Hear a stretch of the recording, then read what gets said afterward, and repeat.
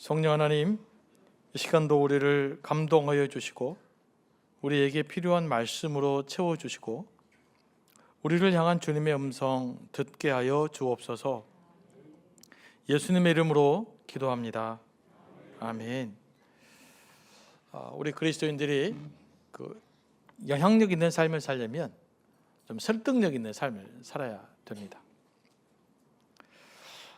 어떻게 해야 우리가 설득력 있는 삶을 살 수 있을까? 또 다른 사람을 설득을 잘할 수 있을까? 고전적으로 설득의 3가지 요소를 이야기하신 분이 있는데 그분이 이제 아리스토텔레스예요. 지금도 설득에 대해서 이야기할 때는 아리스토텔레스가 말한 설득의 3요소를 다 배우죠.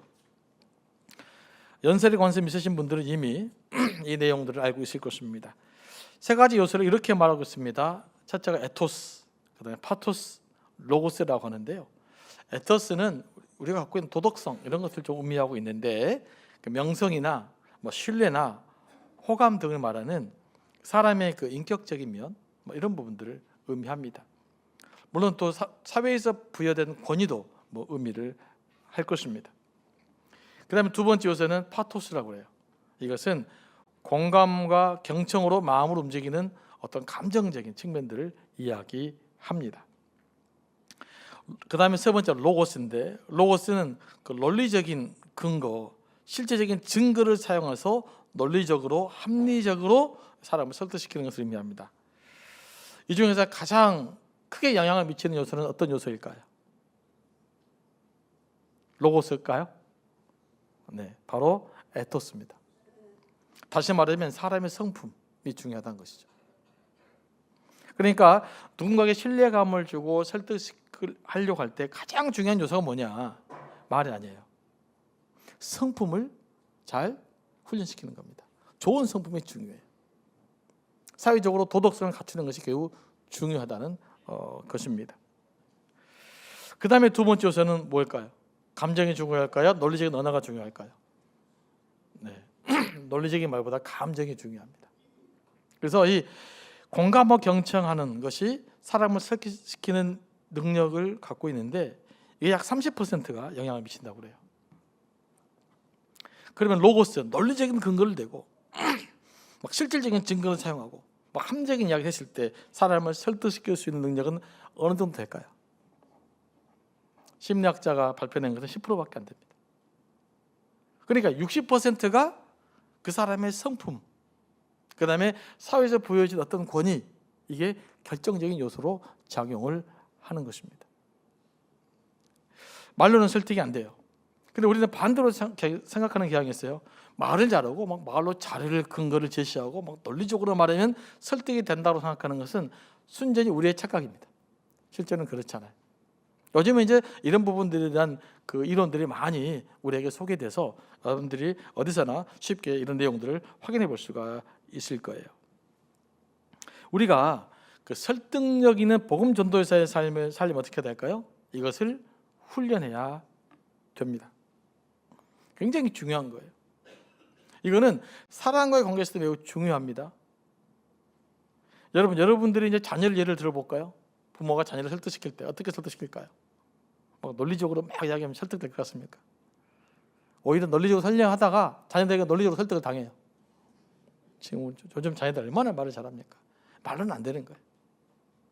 그래서 우리가 자녀들에게도 마찬가지고요, 가정관계도 마찬가지고요. 우리가 좀 설득력 있는 삶을 살고 영향력 있는 삶을 살려면 뭘 훈련해야 된다? 나의 성품을 훈련해야 될 줄로 믿습니다.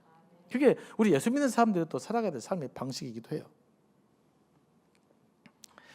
오늘 본문으로 돌아오면 야곱을 죽이려는 에사우의 계획을 리브가가 알죠. 이대로 있으면 안 되겠어요? 그래서 리브가가 어떤 계획을 세웁니까? 야곱을 자기 오라버니가 있는 곳으로 보내려고 계획을 세웠어요. 그런데 그렇다고 야곱을 무작정 밧단 아람으로 보낼 수는 없었던 것이에요.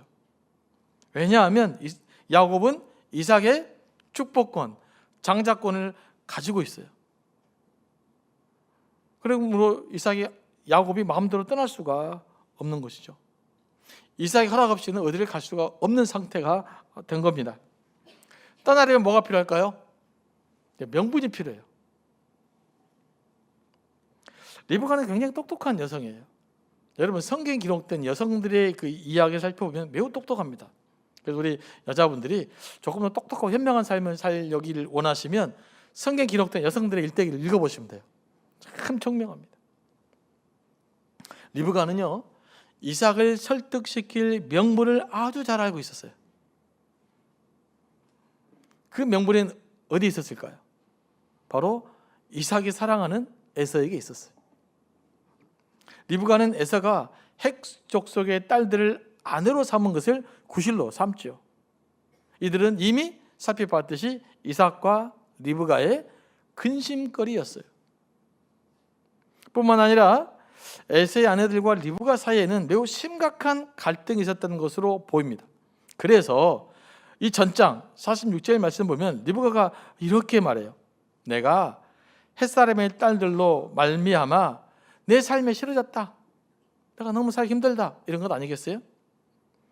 만약에 야곱도 그 땅의 딸들과 결혼해버리면 내 남은 인생 무슨 재미로 사냐. 이렇게 이야기합니다. 그래서 우리 그 야곱만큼은 가나안 딸들 말고 다른 데서 결혼했으면 좋겠다. 이 말은 매우 그 이삭에게는 설득력 있는 말이었습니다. 두 가지 이유 때문이죠. 첫째는 이유가 정확하게 기록되어 있지는 않지만 에서의 아내들 때문에 리브가가 상당히 깊은 상처를 받은 것만은 사실이에요. 그리고 이것은 가나안의 종교 문화와 관련이 있었습니다. 문화적으로 차이가 크면 좀 어려워요. 현실적으로 상대방 이해하기가. 특별히 우상을 섬겼다. 그러면 더 어려운 거죠. 그래서 이미 이삭도 이런 문제를 염려했었잖아요. 리브가가 이 문제로 더 이상 상처를 받지 않으려면 어떻게 해야 돼요? 야곱만큼은 가나안에 살고 있는 딸들과 결혼해서는 안 되는 거였습니다. 이삭이 비록 에서를 편애했지만 이것만큼 무시할 수 없는 현실이었어요. 사실이었단 말이죠. 둘째, 이렇게 이게 설득력 있었던 말은 뭐냐면요, 아브라함의 영향력 때문이에요. 아브라함이 이삭의 아내를 구하려고 할 때 어떻게 행동합니까? 자기의 모든 소유를 맡은 그 늙은 종을 불러요. 뭘 고민합니까? 이곳 가나안 족속의 딸들 중에서는 이삭의 아내를 택하지 말라. 내가 태어난 고향으로 가서 이삭의 아내를 택해야 된다. 이렇게 말합니다. 그리고 그 사명을 갖고 아브라함의 고향에 가서 그 다음에 이삭이 리브가를 만나게 된 거 아닙니까? 이삭이 아브라함의 위협을 입은 대상으로 야곱을 축복한 거예요. 그러니까 이삭이 야곱을 축복한 것은 자기 마음대로 축복한 것이 아니에요. 아브라함의 축복을 계승할 사람으로서의 축복이에요. 그리고 아브라함의 축복을 계승할 사람으로서 자기가 축복을 받았고 그 계승할 축복을 지금 야곱에게 주기를 원한 것입니다. 그렇다면 아브라함의 선례를 따르는 것이 당연한 것 아니겠어요? 사실 자식들은 아버지의 영향을 가장 크게 받죠. 남자들은. 딸들은 어머니의 영향을 또 크게 받습니다. 그러니까 너무 자연스러운 일이었던 것이죠. 그래서 이삭은 리브가의 조언대로 야곱을 축복하고 밧단 아람으로 보냅니다. 제가 서두에 설득에 대해서 이야기했는데 저는 여기서 설득의 원칙 하나를 발견하게 됩니다. 상대방을 설득하기 위해서는요, 무엇보다도 상대방을 이해하고 공감할 수 있어야 됩니다. 상대방이 어디에 관심이 있는지를 알아야 돼요. 그리고 그것과 공감이 형성돼야 비로소 설득이 가능합니다.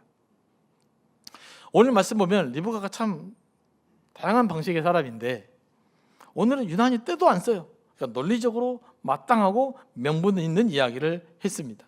그렇게 해서 이삭의 동의를 끌어내는 거죠. 이삭에게도 도움이 되는 이야기였던 거죠. 제가 이제 미국에 10년 살다가 한국에 와보니까 그 전에는 좀 못 느꼈는데 우리나라 사람들이 이런 설득의 능력이 굉장히 부족해요. 여러분 어때 설득 능력이 좀 갖고 계십니까? 그 영향력이 좀 떨어지는 거예요. 여러분, 나의 주장을 관철시키는 것은 설득이 아닙니다. 그건 강요예요. 여러분 자녀를 막 압박해가지고 일을 시키잖아요. 그건 설득이 아니에요. 강요예요. 그러면 어쩔 수 없이 순종하는 것이지 자발성이 있지 않잖아요. 그런데 이것을 또 어떤 분들은 설득으로 생각을 해요. 내가 그냥 확 뭐라 해버렸더니 우리 아들이 말 잘 들었다. 이건 설득이 아니란 말이에요. 두 번째, 우리가 또 착각하는 거. 논리적으로 상대방을 꼼짝 못하게. 이런 걸 설득이라고 생각합니다. 설득일까요? 절대 설득이 아닙니다. 그러니까 말싸움에서 이기는 거예요. 여러분, 제가 누누이 말씀드리지만 말싸움에서 이기면 사람을 잃습니다. 반드시 기억하셔야 돼요. 그러니까 누군가를 사람과 관계를 회복하고 싶다. 절대로 말싸움에서 이기면 안 돼요. 그러나 지면 사람을 얻습니다. 그러니까 말 잘한다고 여러분 그 설득력 있는 것이 아닙니다. 말을 잘하는 것으로는 사람을 설득시킬 수가 없습니다. 제가 이제 학교에서 공부하는 과정 속에서 이제 그 박사 과정을 하다 보면 서로 잘난 사람이 많아요. 책을 읽고 나가면. 그래서 막 서로 자기 이야기를 막 주장을 합니다. 이제 토론을 하잖아요. 말로 확 쳐요. 그러면 내가 저 친구 나보다 공부를 잘했다. 열심히 연구했구나. 그런 생각 든지 아십니까? 기분이 나빠요. 지가 그렇게 잘났어? 이렇게 돼버린단 말이에요. 그러니까 여러분 학문적 토론의 장에서도 지면 기분이 나쁘거든요. 하물며 인간관계의 모습 속에서는 어때야 되겠어요? 절대 말로는 설득 못 시킵니다. 이건 이 부분에 우리가 조금 많은 분들이 놓쳐요. 특히 좀 자기가 지적이라고 생각한 사람, 내가 좀 똑똑하다고 생각한 사람, 내가 좀 신문도 많이 뭐 이렇게 읽고 했던 사람들이 주의해야 될 거예요. 말하다가 사람 다 놓치고요, 관계 다 틀어집니다. 설득은 뭡니까? 내가 공감하는 것을 상대방이 공감하게 만드는 거예요. 설득이 뭐라고요? 내가 공감하는 것을 상대방이 공감하게 만드는 거예요. 그럼 내가 공감하는 것을 상대방이 공감하게 만들려면 상대방에게 이익이 주는, 상대방이 함께 할 수 있는, 이거 나한테 괜찮은데? 그런 이야기가 돼야 비로소 설득이 가능해집니다. 그런데 상대방이 일방적인 손해를 강요한다. 이건 설득이 될 수가 없어요. 그건 100% 강요입니다. 자녀에게도 마찬가지고요. 부부관계도 다 마찬가지죠. 설득력이 뛰어난 사람은 말을 잘하는 사람이 아니라 공감 능력이 뛰어난 사람입니다. 자, 다시 한번 말씀드립니다. 설득력이 뛰어난 사람은 어떤 사람이라고요? 공감 능력이 뛰어난 사람이 설득력이 뛰어난 거예요. 공감 능력이 뛰어나려면 경청하는 능력, 듣는 능력이 좋아야 돼요. 요즘 제가 뉴스를 보면서 가끔씩 이제 우연히 이렇게 그 정치인들이 막 대담하는 거 봐요. 그래, 한국 사람들이, 우리나라 정치인들이 유난히 설득력이 없어요. 왜 우리나라 정치인들이 그렇게도 설득력이 떨어질까요? 답답하지 않아요? 답답할 정도로 설득력이 없어요. 왜 그럴까요? 자기 주장만 하기 때문에 그래요. 자기 주장만. 뉴스를 보면요, 무슨 녹음기 틀어놓은 것 같아. 어떤 방송이든지 누가 나오든지 입장이 똑같아. 그래 설득이 될 수가 있나요? 대화가 안 되죠. 그래서 설득하려고 나섰다가 감정만 상해요. 기분이 더 나빠져 버려요. 안 만난 것만 못해. 그런 일들이 우리에게 얼마나 많은지 몰라요. 여러분, 내 주장 잘하고 논리적으로 말 잘하면, 자칫 잘못하면 갈등만 깊어집니다. 설득을 한다고 하는데 상대방 입장을 전혀 고려하지 않다 보니 설득하려고 나섰다가 감정만 상하고 끝나는 경우가 너무나 많습니다. 이게 이제 우리 사회 갈등 요소 중에 하나예요. 우리가 예수 믿는 사람들이잖아요. 그래서 복음을 전하는 사람들이기 때문에 좀 설득력이 있어야 되거든요. 그러기 위해서 뭘 키워야 된다? 공감 능력을 키우시기 바랍니다. 주변에 예수 안 믿는 친구들 좀 있잖아요. 네. 술 먹고 공감하지 마시고 그냥 이렇게 때로는 자기 좀 하소연하는 이야기를 여러분 가끔씩 잘 들어주셔야 돼요. 잘 들어주잖아요. 그러면 여러분이 말할 때 그 사람이 여러분의 말을 들을 수 있는 준비가 되는 거예요. 그런데 무슨 이야기 하니까 내가 친구한테 들을 말 또 듣고 그러잖아요. 나중에 힘들어요. 잠깐만 있어봐. 그래서 말을 정리해버리잖아요. 그러면 내가 말하는 기회를 상실하게 된다는 것이죠. 그래서 여러분 상대방 이야기를 좀 잘 듣는 그런 설득력을 키우시고 또 자녀가 됐든지 남편이 됐든지 아내가 됐든지 간에 공감 능력을 좀 자꾸 가지시기 바라요. 그러면 상대방이 뭘 지금 고민하고 있는지 이걸 좀 고민하시면 굉장히 좋은 삶을 살아갈 수가 있죠. 특별히 예수 믿는 우리들은 더 그 일들을 감당해서 좀 성숙한 삶을 살아야 될 줄로 믿습니다. 이제 리브가의 말에 동의한 이삭은 야곱을 축복하고 이렇게 당부합니다. 1, 2절 한번 보겠습니다. 자, 1절 중반절부터 읽겠습니다. 너는 가나안 사람의 딸들 중에서 아내를 맞이하지 말고 일어나 밧단 아람으로 가서 내 외조부 부두엘의 집에 이르러 거기서 내 외삼촌 라반의 딸 중에서 아내를 맞이하라. 이삭과 에사는 매우 복잡 미묘한 갈등 관계를 갖고 있어요. 얼마나 또 야곱도 이게 복잡한 상황에 놓여 있습니까? 이렇게 복잡 미묘한 상황 속에서도 하나님의 뜻이 이루어져 갑니다. 그러니까 하나님의 뜻은 우리끼리 어그러진다고 해서 멈추지 않아요. 그럼에도 불구하고 하나님의 뜻은 이루어져 갑니다. 야곱이 가나안 땅을 떠났어요. 그럼 어떤 가능성이 사라진 거예요? 가나안에 살고 있는 딸과 결혼할 가능성이 사라진다는 것을 의미해요. 그래서 에서와 야곱이 수많은 갈등이 있었지만 결과적으로는 어떤 일이 벌어집니까? 하나님의 뜻이 이루어지는 과정으로 변하게 되는 거예요. 이게 참 하나님의 신비입니다. 우리 인간으로는 좀 이해할 수 없는 거지만 하여간 하나님의 크신 역사는 그럼에도 불구하고 우리의 부족함에도 불구하고 우리의 연약함에도 불구하고 하나님의 뜻은 도도히 흘러간다. 이거 우리가 믿으셔야 돼요. 3절과 4절 말씀입니다. 다 같이 읽어보겠습니다. 시작. 전능하신 하나님이 내게 복을 주시어 내가 성육하고 번성하게 하여 내가 여러 족속을 이루게 하시고 아브라함이 허락하신 복을 내게 주시되 너와 함께 내 자손에게도 주사 하나님이 아브라함에게 주신 땅 곧 내가 거류하는 땅을 내가 차지하게 하시기를 원하노라. 이제야 야곱에 대한 축복이 제대로 선포되고 있는 거예요. 다시 말씀드립니다마는 야곱이 받아야 될 복은 다른 것이 아니라 아브라함의 복을 계승하는 데 있어요. 그리고 아브라함의 복을 계승해서 후대가 이 복을 태도로 살아가는 거예요. 이게 아브라함을 부르신 하나님의 목적이었다는 거죠. 그러니까 야곱에게 다른 복이 선포되면 안 되는 거예요. 아브라함의 축복이 계승하고 발전될 수 있도록 축복이 선포돼야만 됐던 것인데 이제야 비로소 이제 야곱에 대한 축복이 제대로 선포되고 있는 것이죠. 그럼 야곱이 어떻게 해서 복을 받게 된 걸까요? 저는 성경 읽다가도 참 신비해요. 내가 작가라면 야곱이 복을 받으면 되겠어요? 그런데 하나님은 다른 방식으로 인간을 축복하고 있습니다. 여러분, 야곱이 복을 받은 것은요, 그의 인간성 때문이 아니에요. 그의 지혜 때문이 아니에요. 때로는 야곱이 사람들을 속이고 왜곡된 인간관계 속에 살아가고 있지만 야곱이 복을 받은 것은 야곱에 대한 하나님의 축복 때문이에요. 뭐라고요? 야곱에 대한 하나님의 축복 때문이에요. 야곱이 복을 받은 것은 하나님이 야곱에게 복을 주시기로 작정했기 때문에 그런 거예요. 이런 것은 하나님의 열심이라고 합니다. 이 하나님의 열심이라는 단어에 제가 감동을 받았던 것은 뭐냐면요, 벌써 한 40년이 된 것 같은데 그 박영선 목사님이라고 남포계 서울에 그분이 계셔요.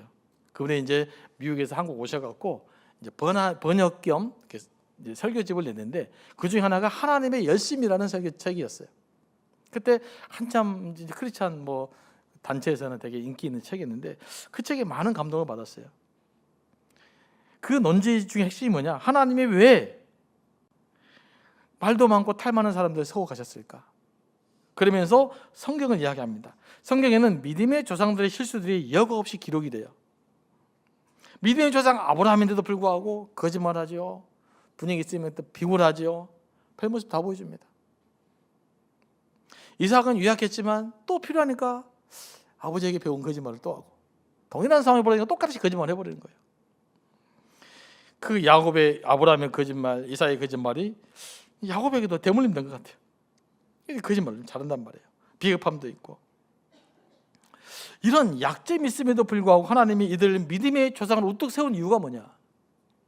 뭘까요? 바로 우리를 향한 하나님의 열심 때문이다. 우리를 기어이 하나님의 사람으로 만들고 우리를 기어이 축복의 사람으로 세워가기 위한 하나님의 계획과 열심이 있었기 때문에 야곱이 축복의 사람으로 우뚝 세워줄 수 있었던 거예요. 저는 이 하나님의 열심이 지금 우리에게도 역사한다고 믿습니다. 하나님 여러분을 축복하기로 작정하시면 여러분의 원한 부분은 다듬어질 것이고, 아프죠, 원한 부분이 깨지니까. 여러분의 약점은 보완될 것이고, 여러분의 교만한 마음은 꺾여질 거예요. 왜냐하면 그냥 복을 줄 수 없잖아요. 하나님의 사람으로 만들어야 되니까. 야곱의 과정은요, 이런 하나님의 사람으로 만들어가기 위한 그 엄청난 과정들이에요. 그래서 이 사기꾼이 소질이 타분했던 야곱이 결국은 축복의 사람 이스라엘의 이름을 갖게 되고 지금까지 그 이름이 불려지고 있는 것 아니겠습니까? 여러분 이 사실을 믿으십니까? 여러분이 하나님께 복을 받으려면 하나님 여러분에게 복을 주시기로 작정하시면 되는 거예요. 하나님 손에 붙들려야 되는 거예요. 내 마음대로, 내 노력대로, 내 의지대로 되는 것이 아닙니다. 우리 이걸 믿는 거예요. 그러므로 우리가 복을 받기 위해서는요, 나의 열심보다는 나에게 복을 주시려는 하나님의 열심이 중요합니다. 그러면 우리가 집중해야 될 것이 뭐냐? 그것은 우리를 죄에서 구원하시고 우리를 살리기 위해서 당신의 사랑하는 아들까지도 우리에게 내어주신 그 하나님의 사랑과 열심이에요. 사도바울이 이야기했던 것처럼 나를 위해서 하나님이 가장 소중한 당신의 아들을 내어주셨다면 우리에게 뭘 못 주겠습니까? 우리 어떻게 축복하지 않을 수 있겠습니까? 그러므로 우리의 관심도 어디에 있어야 되느냐? 나를 살리기 위해 사랑하는 아들까지 전부를 내어주신 그 하나님의 사랑, 그 하나님의 열심에 여러분이 관심 갖게 되기를 원합니다. 거기에 초점을 맞추는 것이 신앙이에요. 나머지는 하나님께서 우리의 필요한 대로 채워 가실 줄로 믿습니다. 아브라함과 이삭과 야곱에게 주신 하나님의 복이 구체적으로 어떤 복입니까? 이전에 성경 읽었지만은 두 가지로 제가 나눠볼 수 있는데, 첫째는 생육하고 번성하라는 것입니다. 하나님 이 땅을 창조하시고 사람을 만드시고 나셔서 했던 축복이 뭡니까? 생육하고 번성하라, 땅에 충만하라는 것입니다. 이것이 하나님께서 인류에 허락하신 복의 기초입니다. 이 축복의 기초가 창세기 1장의 축복인데 이게 아브라함과 이삭과 야곱에게 계승되고 있는 거예요. 그러니 이 축복의 기초는 지금 우리에게도 계승되고 있다고 봐야 돼요. 믿으십니까? 그러니까 인간이 살면서 가장 기본적인 축복은 뭐냐? 살면서 사랑하는 사람 만나고 가정을 이루고 자녀를 낳고, 또 이렇게 시댁이 별로 안 좋긴 할 수도 있지만 알통하게 싸우기도 하고, 그러면서 하나의 가족을 이루며 살아가는 삶의 모습 자체가 이미 복 있는 사람이라는 거예요. 믿으십니까? 그럼 우리가 해야 될 일이 뭐예요? 감사해야죠. 여러분의 첫 번째 해야 될 입술의 고백이 뭐냐? 감사해요. 이런 삶을 주신 거에 대해서. 저 이번에 그 기도 이제 곡성 수도원에 갔었죠. 우리 제3여전도회 수련 때문에 거기에서 누구를 만나냐면요, 그 아프리카 선교사를 만났어요. 안식년으로 잠시 왔다가 남아공에서 선교사를 하고 있는데 비자가 나오지 않는 바람에 그 위로 어딘가로 가려고 하는 선교사를 만났어요. 그분의 이야기를 듣는데 기가 막히더라고요. 지금도 수많은 사람들이 막 굶어서 죽어간답니다. 그래서 목사님, 굶어서 죽어가는 사람 봤어요? 여러분 굶어서 죽어가는 사람 봤습니까? 근데 수많은 사람이 굶어서 그냥 매일매일 길가에 널려 죽어간다는 거예요. 그래서 자기는 건강도 안 좋은데 제가 그 사람을 보면서 아프리카에 가야 되겠다, 그런 이야기를 하면서 큰 그 도전을 받았어요. 우리가 삼시세끼 먹고 가족을 이루며 살아가는 거, 알콩달콩 살아가는 것, 때로는 갈등이 있지만 또 다투며 살고, 그럼에도 불구하고요 이렇게 살아가고 있다가 하는 것, 이건 놀라운 축복인 줄로 믿습니다. 지금 우리 시대의 위기가 뭡니까? 생육하고 번성하라는 축복의 기본 원리가 작동하지 않아서 생기는 문제입니다. 현실적으로 지금 그 문제 우리가 경험하고 있지 않습니까? 우리 그 시대가 지나치게 우리 자신의 편리함과 즐거움을 위해 살다 보니, 뭐 젊은 사람들 제가 비난하는 말은 아닙니다. 오해 없이 되시기 바랍니다. 아이를 양육하는 것을 점점 버거워하고 있어요. 그러니까 하나님의 축복권을 우리가 좀 버거워하고 있단 말이에요. 그래서 지금 우리는 인구 절벽의 시대를 살고 있습니다. 제가 엊그제 뉴스를 접한 건데요, 반려견의 사료 판매량이 우리 아이들의 분유 판매량보다 많다는 뉴스를 들었어요. 어떻게 생각하십니까? 이런 상황을요. 만약에 여러분 이런 현상이 20년, 30년 동안 지속된다고 생각해 보세요. 어떻게 되겠어요? 두렵지 않으십니까? 기도해야 돼요, 여러분. 그리고 우리나라는 아직 다민족과 더불어 살아갈 수 있는 훈련이 안 되어 있습니다. 이제 미국 같은 경우는요, 이 꼼꼼하게 법이 잘 돼가지고 다민족이 살아갈 수 있는 토대가 돼 있어요. 근데 우리는 그게 안 됐단 말이에요. 지금 우리가 안 돼 있잖아요. 그래서 수용 능력도 안 돼요, 정신적으로. 이렇게도 진보와 보수가 나눠갖고 해결책을 못 찾는데 무슨 타인종과 살아갈 수 있겠어요? 우리가 지금 여기 오면 베트남 사람, 동남아시아 사람, 아프리카 사람, 예를 들면 중동 사람 오게 되면 더불어 살아갈 수 있을 것 같습니까? 지금 우리가 이런 정신 구조로요? 불가능합니다. 지금요, 여러분. 우리가 심각한 위기에 우리 민족이 지금 놓여 있는 거예요. 그러니까 이 생각의 크기도 좀 넓어져야 되고요, 수용력도 넓어져야 되고요. 특별히 하나님께서 우리에게 그 축복의 토대를 허락하신 생육하고 번성하라는 축복을 잘 간직해야 될 줄로 믿습니다. 그리고 우리는 이제는 더 한 단계 더 넘어져서 교회에서부터 이 타인들을 수용할 수용력을 좀 넓혀야 돼요. 그 크기를 가져야 됩니다. 그래서 교회가 대안이 돼야 돼요. 어떻게 다양한 사람들이 수용될 수 있는가? 어떻게 다양한 문화를 가진 사람들이 더불어 살아갈 수 있는가? 이것들이 보여져야 돼요. 저는 그 일들이 우리의 기도 제목이 돼야 되고 그 일들의 힘써야 될 줄로 믿습니다. 그럼 나와 생각이 다른 사람이 살아갈 수 있는 방법을 찾아야 돼요. 이제 나와 생각이 다르기 때문에 너는 저리 가라, 이게 아니라 함께 할 수 있는 그 능력이 우리에게 회복되어야 될 줄로 믿습니다. 두 번째, 아브라함이 주신 그 복이 뭡니까? 아브라함이 주신 땅을 차지하게 될 거라는 거죠. 야곱에게 주신 땅이. 이 땅은 지금 이스라엘과 하마스가 치열하게 전쟁을 벌이고 있는 이스라엘과 팔레스타인 땅 전체를 의미합니다. 그런데 이 약속 때문에요, 지금 이스라엘이 있게 된 거예요. 여러분, 이스라엘이 지금부터 계속 그 나라 살아갔던 건 아니에요. 수십 번 망했어요. 수십 번 망하고 수십 번 일어나고 쫓겨나갔다 다시 돌아오고, 그 엄청난 일들을 이스라엘 역사가 반복을 하게 됩니다. 그럼에도 불구하고 지금 이스라엘은 여전히 유지되고 있는 거예요. 여러분, 뭐 때문이라고 믿습니까? 하나님의 약속이 있기 때문에 그래요. 그게 하나님의 약속 붙들고 사는 것이 이런 능력이 있는 거예요. 아무리 쓰러지고 아무리 무너지고 때로는 쫓겨나고 때로는 실패해도 다시 일어설 수 있는 힘이 어디 있느냐? 우리가 하나님의 약속을 붙들 때 있는 거예요.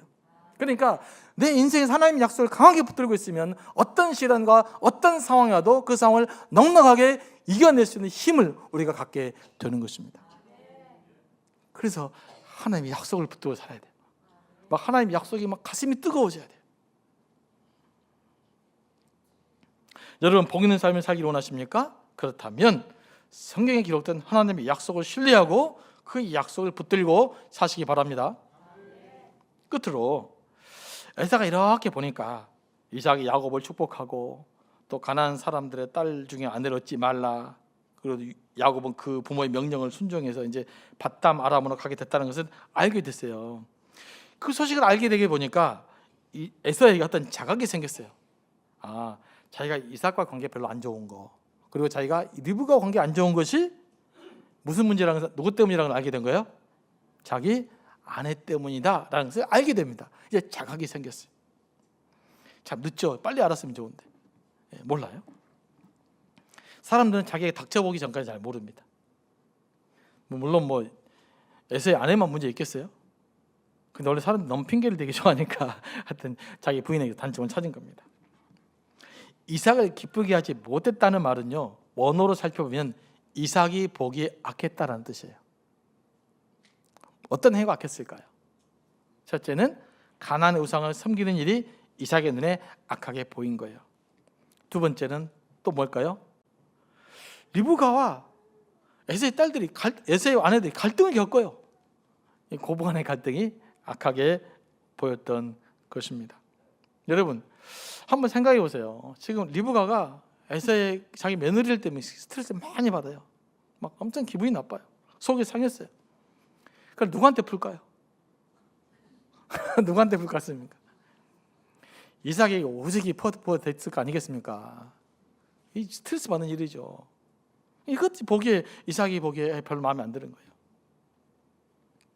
에서는 자기 아내들 때문에 자기 아내들의 행실이 부모님 보기에 악했다는 사실을 이제야 깨닫게 되는 거예요. 남자들 철드는데 시간 많이 걸려요. 그래서 이제 에서가 자기 나름대로 해결책을 찾아 나서죠. 그것이 뭡니까? 친척인 이스마엘을 찾아가서 그 딸들과 결혼한 거예요. 이 행위를 이삭이 급했을까요? 여러분, 이삭과 이스마엘은 경쟁 관계예요. 라이벌 관계예요. 기껏 머리 써가지고 행동한다는 것이 딱 자기 아버지 마음에 안 드는 행동만 또 해. 이런 경우 있잖아요. 이랬었는데 내 마음에 안 들려면 꼭 하고 있는 거예요. 이렇게 신중하지 못한 행동을 합니다. 아브라함의 약속이 이삭에게 있는데 또 이것이 승계되고 있는데 그것을 무시하고 이스마엘에게로 가면 되겠어요? 그러니까 내가 문제를 해결한다고 어떤 계획을 세운다고 해서요, 다 되는 것이 아니에요. 그러지 않습니까? 2000년대 초반에 속도보다 방향이 중요합니다. 이런 말 한동안 우선 유행이었잖아요. 기억나십니까? 방향이 잘못되어 버리면요, 무슨 계획을 세워도 무슨 노력을 해도 소용이 없는 거예요. 우리가 돌아서려면, 새로운 삶을 살아가려면 방향을 돌이켜야 돼요. 방향을 돌이키는 걸 뭐라고 그러냐? 기독교에서 회개라고 그래요. 뭐라고요? 방향을 돌이키는 것이 곧 회개예요. 에서는 자기 마음대로 계획을 세울 것이 아니라 먼저 어떻게 했어야 될까요? 네, 먼저 이삭과 리브가에게 물어야 됐죠. 먼저 아버지, 어머니, 제가 참 잘못했습니다. 어떻게 하면 좋을까요? 이렇게 물어봐야 되는데 자기 아버지인 이삭과 엄마인 리브가인 한마디도 없이 상의도 없이 본인이 알아서 결정해버려요. 본인 뜻대로 자기 아버지 나름대로 좀 효도해 보겠다고 그랬겠지만, 근데 그 방식 결국 불효가 되고 만 거예요. 이것이 에서가 실패한 이유입니다. 사울 왕도요, 자기 방식대로 하나님을 기쁘게 하려다가 하나님의 진노의 대상인 대표적인 케이스예요. 아말렉이라는 사람이 있었어요. 아주 악한 문화를 가진 사람들이었죠. 하나님이 명령합니다. 뭘 명령합니까? 아말렉 사람들 진멸하라. 근데 사울 왕이 아말렉과 전혀 진멸하려고 보니까 너무 좋은 짐승도 많고 너무 필요한 것이 많아요. 하나님께 예배 드릴 것도 있고 자기 함께 싸웠던 그 병사들에게 좀 도움을 주고 싶었던 거예요. 그래서 하나님의 말씀을 순종하지 않고 어떤 일을 하게 됩니까? 좋은 짐을 다 잡아가지고 왔어요. 자기 딴에 하나님을 기쁘시게 하려고 한 거예요. 그런데 자기 방식대로 하나님을 기쁘시게 하려다가 오히려 하나님의 진노의 대상이 되고 말았던 것입니다. 우리가 이것을 유념하셔야 돼요. 그러니까 내 방식대로 무조건 하나님을 기쁘게 하신다고 되는 게 아니에요. 어떻게 됩니까? 하나님의 뜻대로, 하나님의 방식대로 하나님을 기쁘시게 해드려야 돼요. 이게 정말 하나님께 귀한 것 아니겠습니까?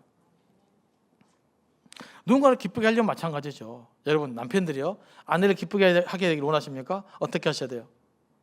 아내가 원하는 걸 해주셔야죠. 아내들은 남편을 기쁘게 하려면 어떻게 해야 돼요? 남편이 원하는 걸 해야 돼요. 나는 원치도 않는데 막 그냥 줘가지고 기뻐. 왜 너 안 기뻐하냐? 뭐 그런 소용이 없어요. 내가 원하는 것을 받지도 않았는데 뭘 기뻐하겠어요? 내 열심만으로는 안 된다. 하나님을 섬길 때 하나님의 뜻대로, 하나님의 방식대로 열심을 내야 그게 진정으로 열매를 맺을 줄로 믿습니다. 그러면 어떻게 해야 될까요? 이제 하나님의 뜻대로 살아야 되니까, 그러면 날마다 하나님을 의식하고요, 하나님께 질문하셔야 돼요. 뭐 해야 된다? 하나님께 물으셔야 돼요. 하나님 어떻게 살아야 되겠습니까? 하나님 뜻이 무엇입니까? 그 질문을 끊임없이 던져내며 살아가는 것. 이것이 바로 하나님 뜻대로 사는 삶의 방식인 줄로 믿습니다. 그래서 기회가 되면 새벽 예배도 나오시고 수요 기도에 나오시고 할 수만 있으면 날마다 큐티라도 해서 하나님의 인도를 받으시기 바랍니다. 우리 교회가 큐티하는 교회잖아요. 요즘 보니까 좀 능력이 사라진 것 같아요. 그래서 다시 한번 좀 세미나를 하려고 그래요. 오래되다 보니까 뭐 훈련되어 있는데 조금 덜 된 것 같아요. 그래서 이 전문가들 좀 불러다가 세미나를 좀 하려고 합니다. 뭐 온누리교회나 뭐 이런 팀들. 그래서 좀 큐티부터 해보겠으면 좋겠어요. 뭔가 날마다 뭔가 하나님 말씀을 읽고 뭔가 하나님께 부딪히고 반응하며 살아가는 것. 이게 바로 하나님을 묻는 삶이고 에서처럼 살지 않는 삶의 방식이기 때문에 그렇습니다. 날마다 말씀을 묵상하시고 그 말씀에 인도되는 대로 살아가는 또 저와 여러분이 되기를 원합니다.